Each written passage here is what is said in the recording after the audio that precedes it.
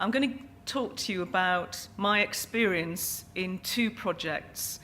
The project that was mentioned, Thurrock, which is on the screen, that I've spent about 12 years on, and a more recent project, the new role that I have in a local council in central London.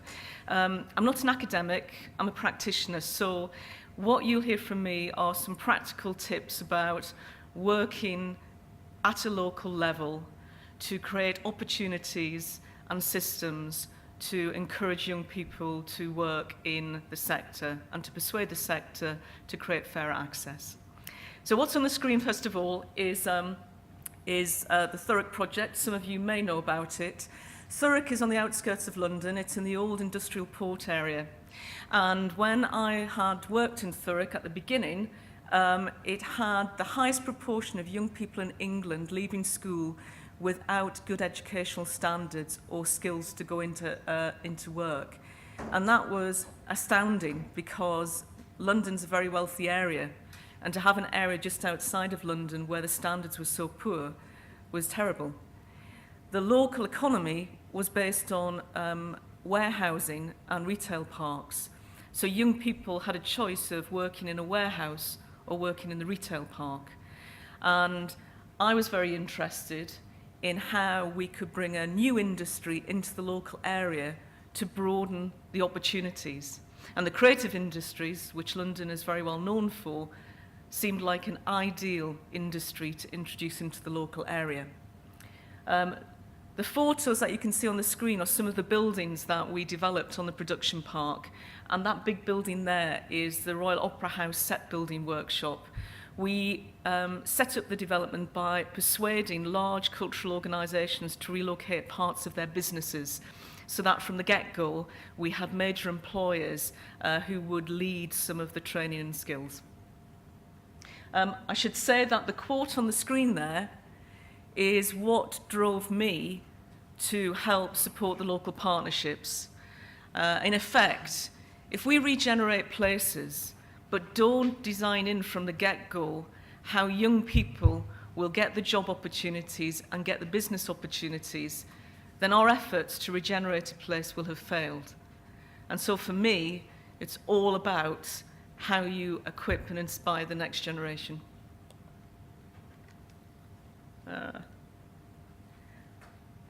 What we agreed to do was to have a very, very local industrial partnership. We worked closely with the council and how they were building their plans around education and skills and economic development. And we also worked with other local cultural businesses in the area.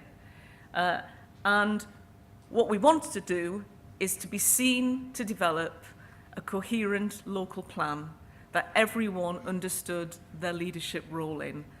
So it was easy for investors, for government bodies, for parents to understand what our long-term intentions were for the local area.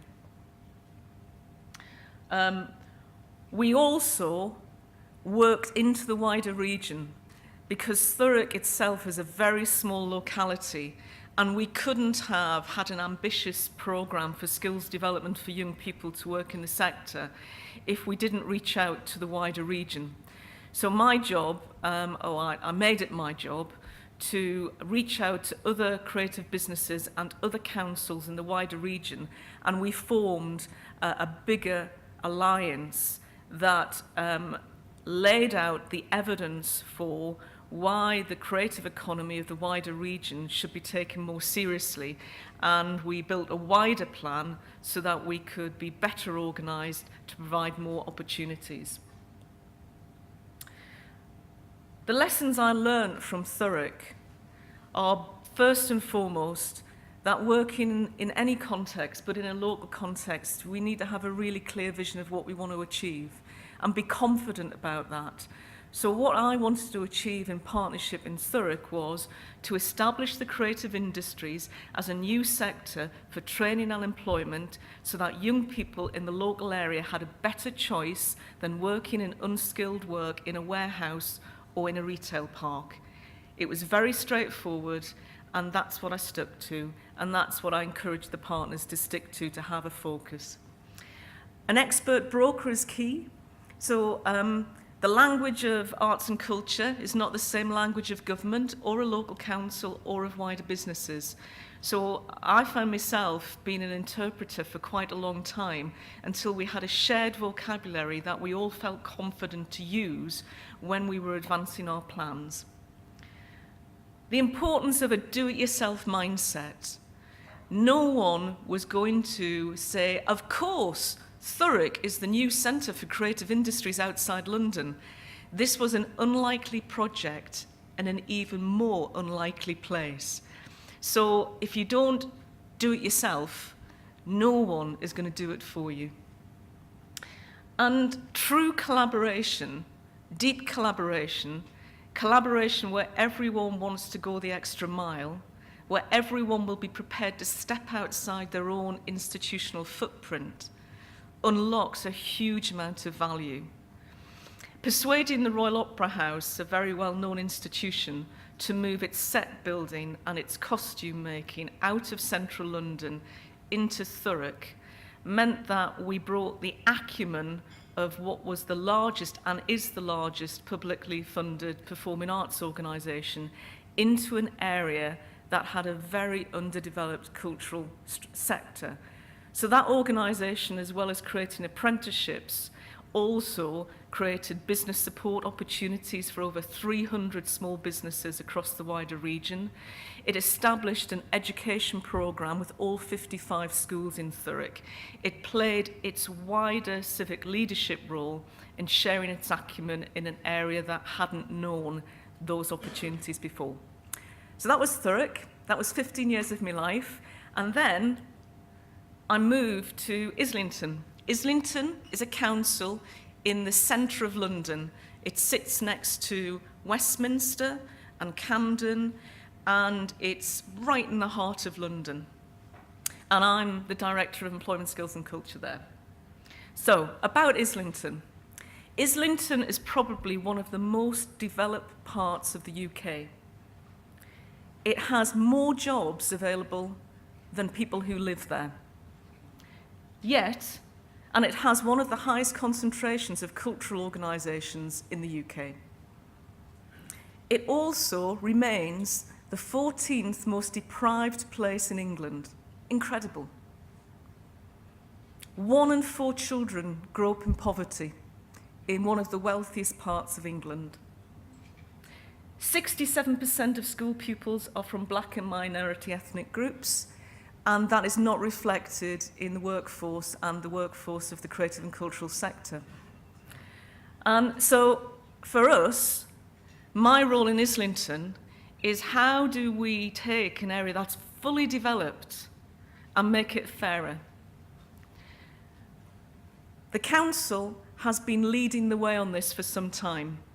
And in 2010, Islington Council held a Fairness Commission. It was the first council in the world to hold an inquiry into how a local area can be made more socially just. That was followed in 2014 by an inquiry about employment. Who gets jobs, who doesn't get jobs, and the importance of employment to combat child poverty. And last year, we held the Fair Futures Commission, which is an inquiry into how to make Islington the best place to grow up in. So the council itself is leading a wider agenda with civic society and with the business community to say, unless we reduce inequality, we will not be successful as a place. And I came into my job about 10 months ago, and I wanted to get cracking with things quickly. I wanted to work out, in this circumstance, how we could make a difference in my area of work. And so the first thing I worked on was to work with the head teacher leadership in the local area, 65 head teachers. And that group of head teachers has formed itself into a community of schools leadership. What they have recognised is in the state school system, while schools in Islington have massively improved their performance in terms of maths and English results, social mobility, young people going on to good quality work has not changed. So what we want to do together in the school community is to build cultural enrichment into the local curriculum and to build the world of work into the local curriculum. I've also set up a Team Islington employment partnership with all of the business communities so that we can corral and combine our efforts about what sectors is there employment and self-employment opportunities, and we commissioned some labour market analysis to know what our evidence is all about and what it's telling us. And within Islington, because there is a big cultural sector, there is a big technical and production sector that we want to now make more available for training and fair access to employment. So, I have asked, first and foremost, our local cultural organisations to make a pledge. And the pledge is how they can, as a shared leadership in the local area, help to reduce inequality. It is co-designed with the head teachers, and the aim of it is to create equitable cultural enrichment during school. And every organisation who signs the pledge, and there are so far 30 organisations that have signed the pledge in Islington, have signed up to do 3 or 4 things. To create 11 great cultural experiences that every child in Islington will have by year 11 in school.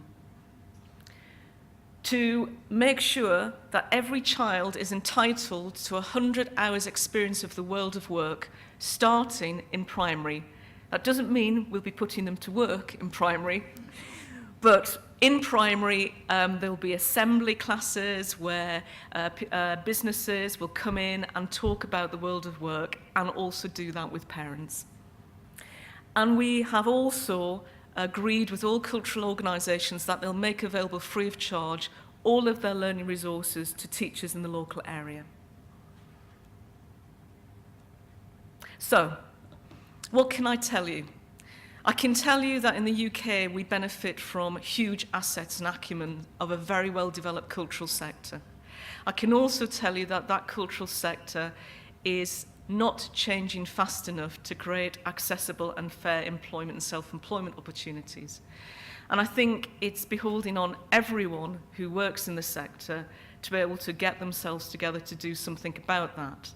And I think that the key, certainly my experiences in Islington, is we must start in school at the earliest possible stage to bring experiential experiences about the workplace and around careers so that parents, teachers and children understand all of the potential job roles and the jobs that they'll be making for themselves that exist out there at the moment.